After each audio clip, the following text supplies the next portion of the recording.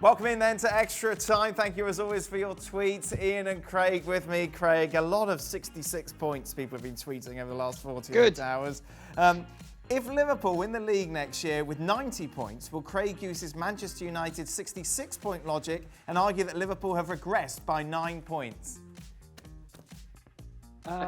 No, because the points tally that City and Liverpool have been putting forward in the last 2 or 3 years supersedes what normally wins the league.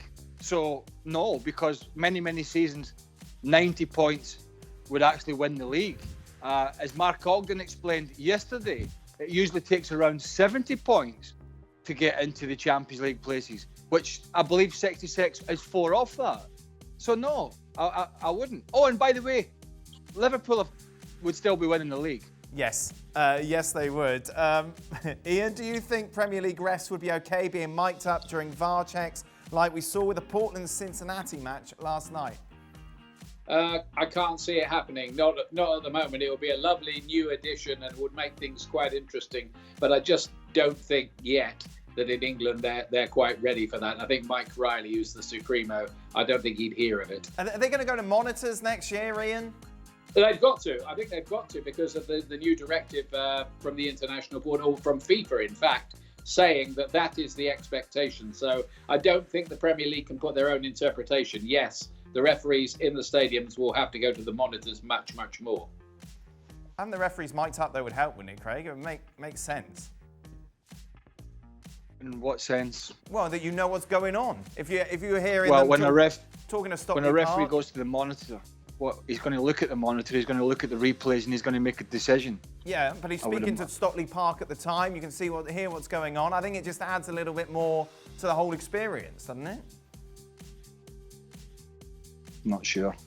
Oh, what's not sure about it? You know what? It helps everybody. I think it will happen, but not yet.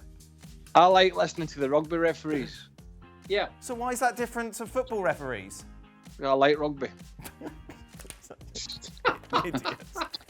Let's just get them over to the monitor first, right? Yeah. Right. There's no place to hide from this logic, is there? I've got no idea what happened in the Portland-Cincinnati game, so I don't know. No, this isn't just about that. It's just the fact that you can hear what the referees was talking about. It's interesting. Well, have you seen the Major League Soccer? It's like rugby. Listen, exactly that happened in the rugby. The Premier League It referees. for the fans, wouldn't it? The Premier League referees have had a tough season, but I've seen decisions in Major League Soccer. There is not one MLS referee I want to hear from.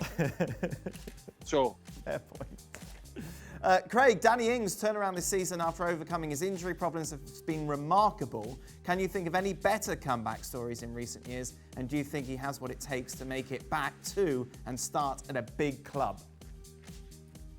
well, I think he can certainly offer a big club an option, and with the financial burdens that are no doubt going to be surrounding the transfer window because of the pandemic, he may offer a solution to even somebody like Tottenham, where, you know, if Harry Kane stays, he needs backup, proper backup, or he needs a strike partner if they want to change the shape. I'm just throwing Tottenham in there as an example. It may be another club, it may be somewhere else in Europe.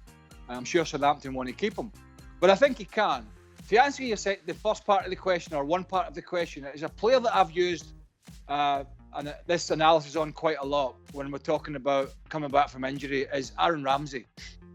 When Aaron Ramsey was getting some critical analysis a few years ago, I think it was dutiful to remind people just how far this guy had come, you know, before they were absolutely caning him. Because at one point, and our colleague Peter Walton was refereeing the game, at one point he was lay on the ground at Stoke City and the bone was sticking out his leg, right? Now, I've seen many a leg break in games, but I've never actually played in a game where there's a compound fracture and the bone is poking through the skin. For any player, Dan, to come back from that, and I don't just mean physically, because with modern medicine and surgery, most of the guys can come back, but psychologically, to come back and play in such a fast-paced scenario as the Premier League and Serie A as he is now, when he knows when he goes for a challenge, he's a split second away from that bone splintering out his skin again. I think that takes amazing mindset for any player. I didn't have to do it because I never had an injury that bad. But I doff my cap to any player who's been through something like that and can come back out and go in a 50-50 challenge and give 100%. I think that's amazing mindset and attitude. Ian, what do you think about the future of Danny Ings? I think he's been absolutely terrific. You know, he's a revelation. They absolutely loved him, and they still love him at Anfield every time he goes back there. Very popular with Jurgen Klopp. I mean, he just had such an injury nightmare, but he's rebuilt himself. And you watch him now, he's so alive, he's so crafty around the penalty area, he's so sharp. 22 Premier League goals, joint number two on the list, only Jamie Vardy more for a team in the middle of the table.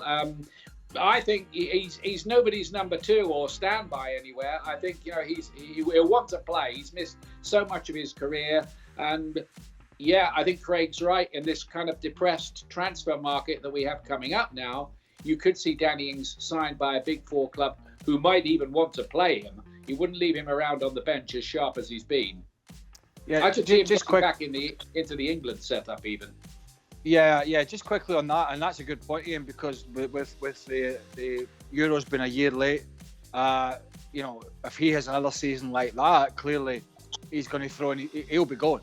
I mean, if he's another season like that, he'll be going as the squad player, I would imagine. So the one thing he doesn't want to do, Dan, is go back to a scenario where he had at Liverpool, where he was struggling for game time, where he had injuries, and he's actually had to get out and play again to find his feet, to find his form, to find his sharpness, and start playing regular.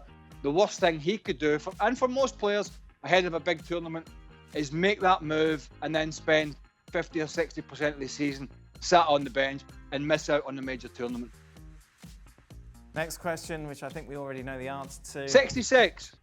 Will Craig apologise to Dan for his dopey outburst? Calling me dopey, very upsetting. HR Apologise for calling you dopey. You're a muppet. Hurt my feelings. Muppet, dopey, cloth ears. If you're thin-skinned, if you're thin-skinned and easily upset, one, don't come on this show, and two, don't do this job. Yeah. So if anybody tweeting in about apologies is going to be tweeting in for an awful long time about any subject.